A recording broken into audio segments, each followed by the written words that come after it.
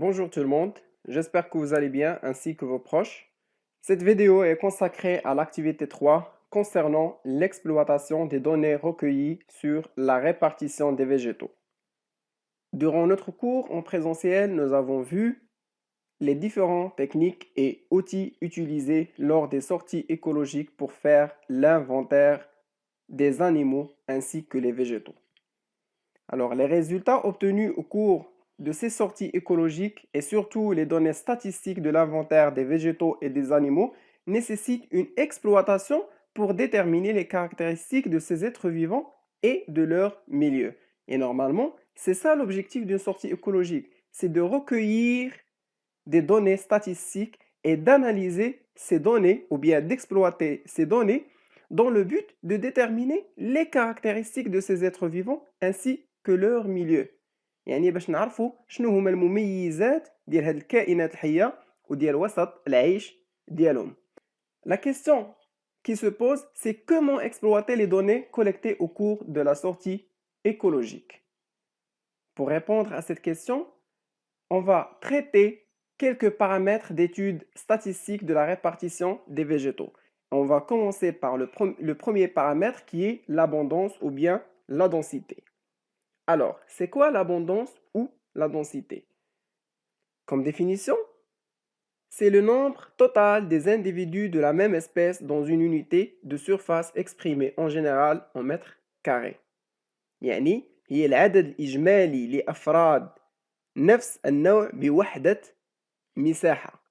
Donc, pour comprendre cette définition, on doit faire la différence entre individu et espèce. Et pour faire la différence entre ces deux termes, je vais donner le même exemple que je donne toujours en classe. Nous, les humains, nous sommes une seule espèce. Tous les humains est une seule espèce qui est l'Homo sapiens. Mais chaque personne constitue un individu à part.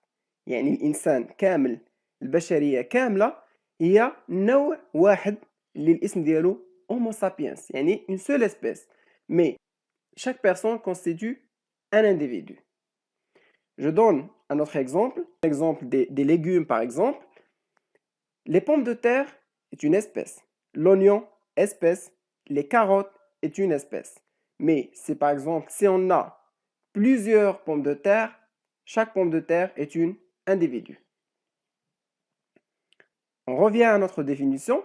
L'abondance, c'est le nombre des individus de la même espèce dans une unité de surface. Tout simplement, voici une surface donnée.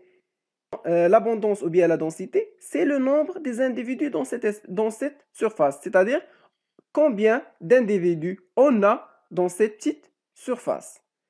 Et j'insiste sur la surface car c'est celle qui détermine l'abondance ou bien la densité. Pourquoi? Par exemple, dans ce carreau, on a trop d'individus dans cette surface, c'est-à-dire on a de la densité qui est plus élevée. Mais si par exemple la surface augmente, le nombre des individus reste le même, mais la densité devient faible. يعني ما تبقاش عندنا واحد الكثافة كبيرة. علاش؟ لأن المساحة كبرات. Le deuxième paramètre, c'est la dominance ou bien le recouvrement. Comme définition, c'est la surface recouverte par l'ensemble des individus d'une espèce donnée. يعني هي المساحة الإجمالية المغطاة من طرف أفراد نفس النوع. Pour savoir la surface recouverte par l'espèce, on doit faire une projection sur le sol de l'appareil aérien et cela va nous donner la surface recouverte par cette espèce. Je donne un exemple. Ici, nous avons deux espèces, A et B. Si on veut savoir quelle est l'espèce la plus dominante, on doit faire une projection sur le sol de l'appareil aérien. Prenons l'espèce A. Si on fait la projection de l'appareil aérien sur le sol, cela va nous donner la surface recouverte par l'espèce A. Et si on fait la projection de l'appareil aérien de l'espèce B sur le sol, cela va nous donner la surface recouverte par l'espèce B. Et si on compare les deux surfaces, on peut voir clairement que la surface recouverte par l'espèce B est plus importante que la surface recouverte par l'espèce A. Et cela veut dire que l'espèce B est plus dominante par rapport à l'espèce A. علاش l'espèce B est plus dominante؟ حيث la surface المساحة المغطاة ديالها أكبر من المساحة المغطاة من طرف l'espèce A. Mais si le nombre de l'espèce A augmente, يعني l'espèce A عندنا فيها واحد العدد كبير مقارنة مع l'espèce B. Et si on fait la projection de l'appareil aérien de l'ensemble de ces individus, cela va nous donner une surface recouverte plus grande par rapport à l'espèce B et donc l'espèce A devient plus dominante. Mais cette dominance est devenue plus importante car on a augmenté le nombre de l'espèce A. Et si on dit le nombre, automatiquement on dit l'abondance. Donc on peut conclure que l'abondance et la dominance sont deux paramètres interdépendants, c'est-à-dire l'un dépend de l'autre. Si l'abondance augmente, automatiquement la dominance ou bien le recouvrement augmente. يعني إلا كتر العدد ومنك نقولوا العدد كنهضروا على l'abondance, la dominance تتكبر وإلا صغار العدد la dominance تتصغر.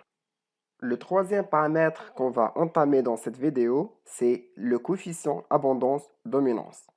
Donc, comme on a déjà expliqué, l'abondance et la dominance, ce sont deux paramètres liés ou bien interdépendants, c'est-à-dire l'un dépend de l'autre. Donc, le coefficient abondance-dominance est estimé visuellement et déterminé par l'échelle établie par Brand-Blanquet. شنو تتقول لنا هاد l'échelle؟ Si par exemple, on a dans une surface donnée une espèce dont le nombre est très faible, c'est-à-dire elle est rare, et que le recouvrement de cette espèce est faible, on lui donne le coefficient plus. Et cette échelle, elle est commune entre les scientifiques. C'est-à-dire, si par exemple, j'ai fait les inventaires moi-même et j'ai noté que pour l'espèce X, le coefficient d'abondance-dominance est plus. Les autres doivent comprendre que l'abondance de cette espèce, elle est rare et le recouvrement est très faible. Et si par exemple, j'ai noté 1, ils doivent comprendre que l'espèce est assez abondante. Voilà, dans ce carreau, on peut voir qu'il y a plusieurs individus, donc il est assez abondant. Mais le recouvrement est inférieur à 1%. Voilà, si on peut voir, le recouvrement, il est faible. Et si par exemple une espèce, elle est abondante, lorsqu'on dit abondant, c'est-à-dire il y a assez de plantes ou bien assez d'individus, mais le recouvrement est entre 5 et 25%, on donne le coefficient 2. Et si je donne le coefficient 3, les autres doivent comprendre que l'abondance, elle est très élevée. C'est pour ça qu'on a mis nombre quelconque, c'est-à-dire le nombre, il n'est plus important, c'est-à-dire la plante, elle est très abondante. Et on s'intéresse que du recouvrement. Donc, on donne le coefficient 3 si le recouvrement est compris entre 25 et 50%. Et on donne le coefficient 4 si le recouvrement est compris entre 50 et 75%. Et finalement, on donne un coefficient 5 si le recouvrement est supérieur à 75%. Le quatrième paramètre qu'on va voir, c'est la fréquence et l'indice de fréquence. La fréquence indique le degré d'adaptation de l'espèce à son milieu de vie et elle est calculée par la formule suivante. يعني ملي غادي نحسبوا la fréquence هادشي غادي يعطينا معلومة على نسبة تأقلم النوع مع الوسط. La formule qui permet le calcul de la fréquence, c'est petit n sur grand N fois 100. Petit n, c'est le nombre de relevés où l'espèce est présente. يعني عدد الجرود التي تحتوي على النوع وغران N c'est le nombre total des relevés effectués يعني العدد الكلي للجرود المنجزة. Lorsqu'on dit relevé, شنو هو relevé? Relevé, c'est par exemple, si on a fait l'inventaire dans une surface, ça c'est un relevé. Si on change cette surface et on fait le relevé dans une autre surface, ça c'est un nouveau relevé. Je vous donne cet exercice d'application. Ce tableau représente un ensemble des inventaires qui ont été effectués dans un milieu forestier. Alors, 4 relevés ont été effectués. Les voilà, 1, 2, 3 et 4. Alors, Si on veut calculer la fréquence pour les espèces A, B, C, D, E, F, G, H et I, on commence par l'espèce A. Pour calculer la fréquence de l'espèce A, on fait le nombre de relevés où l'espèce est présente. On donne le symbole plus, c'est l'espèce est présente, et le symbole moins, c'est l'espèce est absente. C'est-à-dire, dans ce tableau, on note que pour l'espèce A, elle est présente que dans un seul relevé. Voilà, on a mis 1 sur le nombre total des relevés effectués. Et le nombre total des relevés effectués, c'est 4. 1, 2, 3, 4. Ils ont fait 4 relevés. C'est-à-dire 1 sur 4 fois 100 est égal à 25%. Donc la fréquence de l'espèce A est égale à 25%. Pour l'espèce B, elle est présente dans 3 relevés. 1, 2 et 3. C'est pour ça qu'on a mis 3 sur 4, car ils ont effectué 4 relevés. Fois 100 est égal à 75%.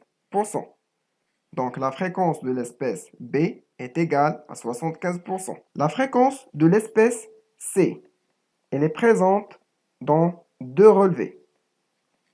Donc, c'est 2 sur le nombre total des relevés qui est 4 fois 100 est égal à 50%. Donc, la fréquence de l'espèce C est égale à 50%. Maintenant, je vous invite à stopper la vidéo et de continuer le calcul de la fréquence pour les autres espèces.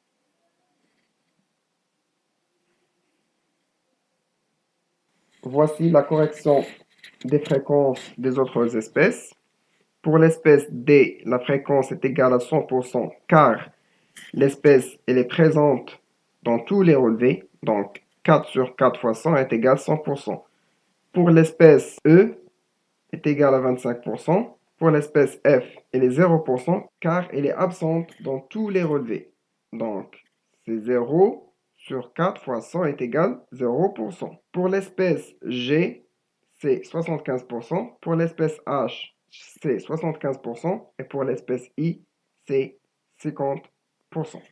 Donc, vous avez compris. Alors, la question qu'on peut se poser, c'est pourquoi on calcule la fréquence? Qu'est-ce qu'on va faire avec? La réponse, c'est que la fréquence va nous permettre de savoir l'indice de fréquence. On peut déduire l'indice de fréquence à partir de la calcul de fréquence. Comment? C'est en utilisant le tableau suivant. Si par exemple la fréquence qu'on a calculée est inférieure à 20%, l'indice de fréquence égale 1. Si la fréquence est supérieure ou égale à 20% et inférieure à 40%, l'indice de fréquence est 2. Si la fréquence est comprise entre 40 et 60%, l'indice de fréquence est 3. Si la fréquence est comprise entre 60 et 80, l'indice de fréquence 4. Et si la fréquence est comprise entre 80 et 100%, l'indice de fréquence est de 5.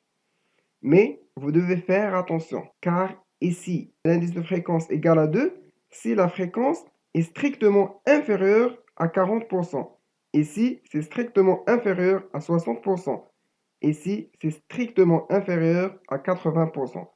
Donc, si par exemple, vous avez une fréquence qui est égale à 60%, l'indice de fréquence est égal à 4 et non pas 3. Donc, s'il vous plaît, vous devez faire très attention. Donc, مثلا غادي يكون عندنا واحد لا فريكونس كتساوي 3 إلا كان عندنا أصغر قطعا من 60. يعني إلا كانت عندنا 60 لانديس دو فريكونس ما تيساويش 3 ولكن تيساوي 4. علاش؟ حيت 60 عندنا هنا أكبر من أو يساوي 60. يعني عندنا أو تساوي هنا أصغر قطعا. دونك s'il vous plaît ردوا البال مع هاد أصغر قطعا وأصغر من أو تساوي. دابا نشوفوا l'indice de fréquence ديال les espèces اللي عندنا. Pour l'espèce A, on a la fréquence est égale 25%. Donc, elle est comprise entre 20 et 40%. Donc, l'indice de fréquence est égal 2. Voilà. L'espèce B, c'est 75%. Et 75%, elle est comprise entre 60 et 80. Donc, l'indice de fréquence 4. L'espèce C, 50%. 50 est comprise entre 40 et 60. Donc, l'indice de fréquence 3. 100%, l'indice de fréquence 5. Voilà. Il est inférieur ou égal à 100%. 25%, donc c'est 2. 0%, donc la fréquence est inférieure à 20%, donc l'indice de fréquence, et 1. 75% 4, 75% 4, 50% 3. Alors, la question qui se pose maintenant, c'est à quoi sert le calcul de l'indice de fréquence. يعني هذا l'indice de fréquence احنا حسبناه فاش غادي تنفعنا. Donc, l'indice de fréquence va nous permettre de répondre à la question suivante. Quelles sont les espèces caractéristiques du milieu et quelles sont les espèces accompagnantes؟ يعني ما هي الأنواع المميزة للوسط؟ يعني هذا الوسط ديالنا شنو هما الأنواع المميزة ليه أو المؤشرة ليه وشنو هما les espèces accompagnantes يعني المرافقة. Pour répondre à cette question, on va faire appel à cette règle. Les espèces végétales dont le coefficient de fréquence est égal à 4 ou bien 5, يعني اللي عندهم l'indice de fréquence 4 أو 5, ce sont les espèces indicatrices, يعني هما الأنواع المميزة أو المؤشرة للوسط. Voilà. Les espèces végétales dont le coefficient de fréquence ou bien l'indice de fréquence est égal à 4 ou bien 5 sont considérées comme des espèces indicatrices. Et elles sont caractéristiques du milieu où les conditions écologiques sont favorables. يعني هاد الأنواع هادو هما اللي عندهم الظروف الإيكولوجية أو البيئية ديال الوسط ملائمة.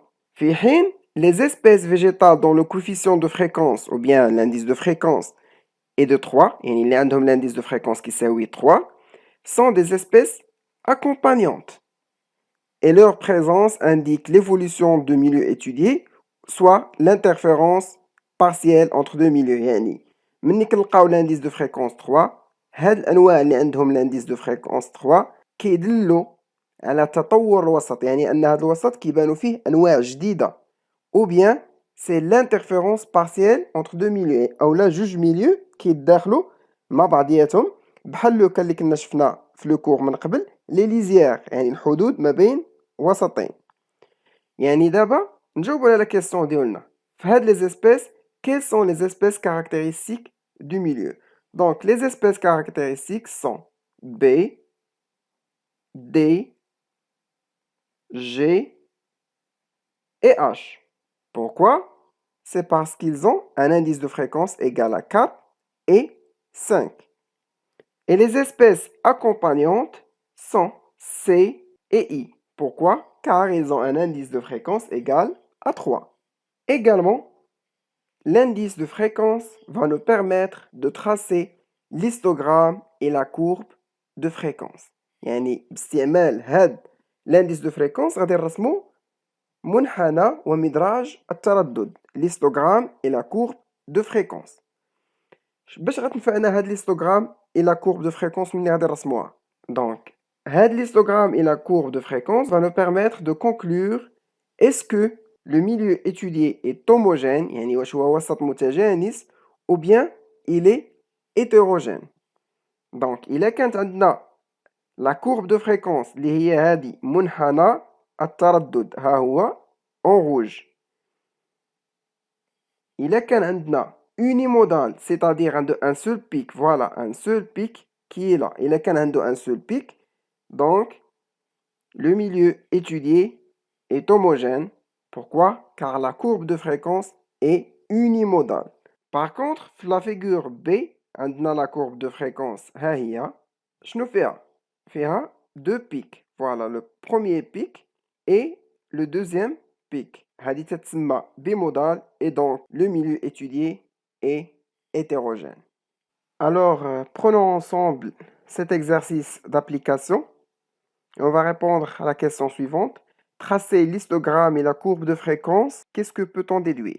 Donc, pour tracer l'histogramme et la courbe de fréquence, on trace un petit tableau dans lequel il y a l'indice de fréquence et le nombre des espèces. هذا الطابلو غادي يكونوا فيه 5 cases. Pourquoi? حيت عندنا 5 indices de fréquence 1, 2, 3, 4 et 5. Et le deuxième case عندنا le nombre des espèces. C'est-à-dire غادي نشوفوا l'espèce نشوفوا l'indice de fréquence 1 شحال فيها من espèce. إلا شفنا لو طابلو ديالنا غادي نلقاو ان سول espèce هي اللي عندها l'indice de fréquence 1.